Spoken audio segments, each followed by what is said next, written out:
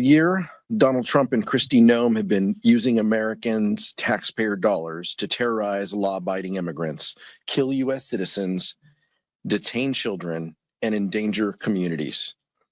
What the American public have seen unfold in Minnesota with the murders of Alex Pretti and Renée Good has just been terrible, and it's been the last straw for too many Americans. Let's not forget how we got here. Last year, House Republicans passed the big ugly law to rip health care and food away to American families, and they used those cuts to pay for $200 billion to the Department of Homeland Security, including $75 billion to ICE. That's more than 7 times the ICE annual budget. Let that sink in for a moment. Rather than making life more affordable for American families, Republicans decided to use their signature piece of legislation to give a blank check to Kristi Noem. Now, we've seen this out-of-control, bloated agency carry out some of the most horrific crimes in American history. From trampling on the Constitution to murdering U.S. citizens and violating civil and human rights, there is no question that this brutality must end, and House Democrats are united in that. We cannot act like this is business as usual. That's why Democrats are using every tool at our disposal to hold this administration accountable, and that starts with removing the Department of Homeland Security Secretary Kristi Noem. Democrats are joining the American people in demanding that federal immigration agents are held to the same standards as our local police officers. Our caucus is united in demanding 4 common sense reforms. Body cameras must be required by law, and masks must come off. Judicial warrants are a requirement, not a suggestion. We must have independent investigations to prosecute agents responsible for carrying out abuses. And finally, there needs to be clear guidelines on use of force. Democrats won't rest until we enact real change in this lawless agency. Vice Chair Luke. Thank you, Chairman Aguilar. Trump's tariffs continue to increase inflation. The recent producer price index came in hot. Economists predicted a 0.2% rise. It was 0.5%. And what that means is tariffs are now causing businesses to pass on these increased costs to consumers. And what is Trump focused on? Closing the Kennedy Center. Apparently, he couldn't even get Kid Rock to perform there. And now we have this hallowed, amazing institution of the United States closed because Donald Trump royally screwed up when he vandalized it by putting his name on it. I agree with Chairman Aguilar with everything he said about Trump's ICE and Border Patrol. Trump's ICE and Border Patrol interior operations are out of control. Not only did they kill 2 civilians last month, but you see continuing videos and stories of their abuses. We learned recently that ICE shackled a woman for 24 hours in a bathroom with 3 other men. The faucet didn't work, and when the men would go to a toilet, the woman would hide her face. We know that ICE also detained a 5-year-old citizen, Liam, who then got sick because of the horrible conditions at the detention facility, and a federal judge ordered the release because ICE is just flat out violating the law. It turns out some of the folks that ICE is taking came in here legally through legal processes last year. And if the Trump administration doesn't like that, they've got to change the law. They can't just take people who came in here legally and then try to deport them. And that's why you have judges doing what they just did in this case and release 5-year-old Liam. I also want to echo what Chairman Aguilar said about Kristi Noem. Under her leadership, Department of Homeland Security has killed a number of Americans. She needs to resign or she needs to be fired. And if not, impeachment proceedings need to proceed. And with that, I yield back. Questions? Max? As you mentioned, a lot of Democrats have issues with the way DHS and Kristi Noem are handling situations in the U.S. As a result, how will you vote on the funding package later today, which does provide temporary funding for DHS? I think we'll have members on. Some members will vote yes, and some members will vote no. This has been a topic of discussion that we've had that you guys have reported on over the weekend. We had emergency caucus meetings where we were hearing from members. We understand the perspectives that our members bring to the table. Some of the appropriators feel like they need to support this deal. Other members feel deeply concerned that even 2 weeks of ICE continued funding is, in a sense, blessing what they have done and what they will continue to do, terrorizing our communities. But our caucus is united, and look, I know you folks are going to talk about this vote. We're opposing the rule because Speaker Johnson apparently told his crew that they could pass this on suspension over the weekend, as was reported. That's false.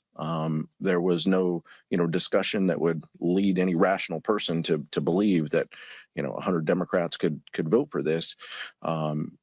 If they have a problem passing these bills, they need to talk to Hakeem Jeffries. But the first step was in admitting that this can't pass on suspension. And so now they have to pass a rule. If they pass a rule, which we'll see in the next few hours, then we'll have a quick debate and we'll see where members land on this. This has been the unifying force of members, though, has been these themes, right? Has been Kristi Noem is the head of this agency that is seemingly lawless and doesn't care about the First, Second, Fourth, or 10th Amendment. And she's got to go. We want to protect our communities. We've said that from the very first press conference that the vice chair and I did last year after the president, pardoned violent criminals. And that continues to be a focal point, is what is best to protect our communities while respecting the rule of law. And what we know is that Kristi Noem doesn't believe in this. They're willing to let Stephen Miller make policy over there. And I think what members were also showed is 59% of Fox, this is a Fox poll, 59% said ICE was too aggressive. So Speaker Johnson is on the wrong side of this. He's already dismissing some of the reasonable reforms that we're offering. The proof continues to be the American people speaking in a poll, at Fox, or speaking at the ballot in Texas. The American people are fed up of this. They are fed up of lawless ICE. They are fed up of runaway budgets with no accountability, and they are fed up of the rhetoric that Republicans are trying to offer to justify this lawlessness. And it's going to be on us. It's going to be on House Democrats to push back. And we will push back now. We will push back in February, and we will push back all the way through November until we get an opportunity to change the temperature in this place. A few weeks ago, I went to Minneapolis, St. Paul, and met with nonprofit groups and local law enforcement. We did a Democratic field hearing, and their stories of abuse are horrific. You have Trump's ICE completely being out of control. We also know that the public pressure is working. The Trump administration is starting to backtrack. They removed Border Patrol Commander-at-Large Greg Bovino from Minnesota. We also know that he has now engaged in anti-Semitic comments. He needs to resign. We also know that Kristi Noem yesterday issued a directive saying all field agents in Minneapolis must wear body cameras. That is a start, but every one of their agents across America needs to wear body cameras like real police officers do. And I encourage American people to continue this public pressure and to exercise their First Amendment rights. Michael? Just to drill down, you're going to wait to see if the Republicans can pass a rule before you decide how you're going to vote, or you know? Or I'm going to wait until we pass a rule before I tell people what I'm going to vote. Okay. But either way, it serves the same purpose. But look, we've over the last couple of days, the vice chair and I have tried to create an environment with the leadership team where we hear directly from members who are struggling, who are frustrated by what they see. And the week back home where we talked to folks in our communities about the local lawlessness of ICE. Really put a finer point on that. We weren't, in DC comparing notes. We were back home talking to our communities, and we're the ones that have to look folks in the eye who have experienced some of these tragedies and horrific behavior. The vice chair in Minneapolis, St. Paul, and many other folks visiting ICE detention facilities or trying to visit ICE detention facilities or talking to community leaders and advocates. But time and time again, what we hear from our colleagues is we have to make changes. We have to reform DHS. They were given unlimited amounts of money by House Republicans, and we need to have meaningful reforms because they are unchecked. They have been proven time and time again unworthy of our trust and unworthy of the benefit of the doubt. All of us are here on the Democratic side. I know the vice chair and I feel this way. We want government to work. We know it can be an instrument of good. We know it can help people in their daily lives. And what these folks are doing sets all of us back because they are now going to be afraid. And I talked to our local law enforcement leaders about this in San Bernardino County last week. Local law enforcement is concerned that people aren't going to report crime or they aren't going to say that they are a witness of a crime because they're afraid that everybody is working with ICE. And that hurts us. If people don't feel like they can answer a police officer's question on what they saw for fear of their status, that sets us all back. And by the way, every one of these law enforcement agencies, I met with locally, they have an identifier on them. They have their name on a polo. They have their name on their uniform. It says which agency employs them. They have a clear identifier as to who they are and where they work. Shame on us if we can't create an environment that mirrors exactly what our local governments have been doing and have been doing well and have been doing with the trust and support of our community members. Mr. Chairman, really quickly, you all got a 3-year extension to a discharge petition during the last shutdown. After the last shutdown, and it's languishing in the Senate right now. It's not looking like it's going to get vote. You and the Republicans are part on these reform demands that you all are looking to get. In a world where any of these reforms happen, and we can talk about all the different ways that they could, are you concerned that the same thing that's happening with the ACA subsidies, where the bill is languishing in the Senate right now, it's the same thing that will be happening on ICE and DHS? No, I'm more hopeful. I'm more optimistic that House Democrats and Senate Democrats are united in reforming ICE, and I know that our Senate colleagues are supportive of the Affordable Care Act tax credits too. That faces difficulties with 60 votes and needing so many Republicans to join on board too.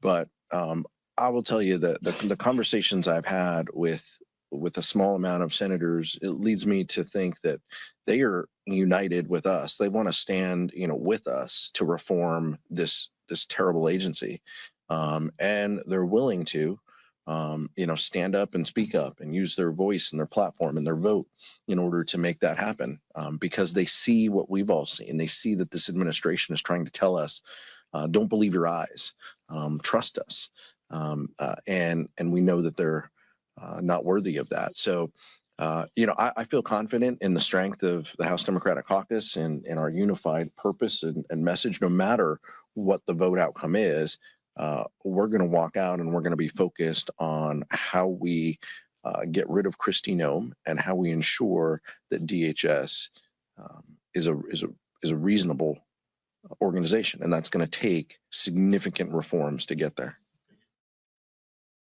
Senate Majority Leader Donovan said it's a possibility that there would be a deal within the next 10 days. If that's the case, do House Democrats plan to uniformly vote against another CR for DHS? One step at a time. We got the rule vote in front of us this morning, and in the afternoon we have our vote. I'm not going to presuppose what what's going to happen in 10 days today. But I will tell you that it's been, shocking to see that, House and Senate Republicans don't even want reasonable reforms to this lawless agency. They're seeing the same numbers and the same, polls, we are. The American public is standing with us and asking us to do something. And John Thune and Speaker Johnson are willing to just do nothing. They're willing to just let the status quo continue. House and Senate Democrats have said time and time again that's not going to happen. Andrew, and then grassroots groups, progressive members that letting DHS funding continue to lapse is in itself the leverage that is needed to do things like get Kristi Noem out of office, to get significant reforms at ICE, including, beyond body cameras and things that folks say are not significant enough in the aftermath of these Minneapolis shootings. What will you say to the base when inevitably there are enough members who have said they're going to vote to pass the government funding bill on final passage? What will you say to the base when they say you guys have just given up your leverage? What I'll say to all of you and what I'll say to the members, first, we got to see what happens with this rule vote. You're making an assumption that this package passes in the afternoon, and I think that's fair. That's fine. I'll play along. But what you'll hear from members and what you'll hear us say to folks, inside, outside, whatever organizations you call it, is, we have more opportunities. We have more opportunities for leverage, not 6 months away, not in the next appropriation cycle, not, September 30th. We have some opportunities to make our voices heard in the next 10 days. And if we can build a coalition that includes our Senate colleagues and includes the American public who are seemingly already with us, that's a good first step. So that's what's in front of us. We'll see what happens with this vote, but I feel very confident saying that House Democrats are going to emerge and to say we need reforms on ICE. We have a list that we want done, and we aren't settling for half measures. And if Leader Thune and Speaker Johnson don't want to come to the table and negotiate real reform, then they're going to have to explain to the American public why they're shutting down, agencies.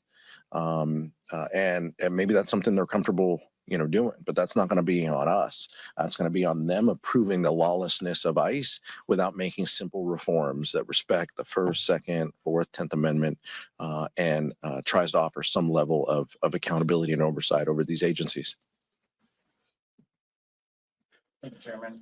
It appears this deal we're voting on today stems from Leader Schumer talking directly to the White House. Do you feel that House Democrats are being included enough in those conversations, especially if we get down to the road of negotiating possible changes to ICE later on? I don't think we were party to that conversation, last week. That's fine. Look, we play the cards we're dealt. We're voting on the measures that are on the floor. I'm not interested in playing parlor games over, who talked to who or hurt feelings about, missing a phone call. I don't care about that. My colleagues don't care about that.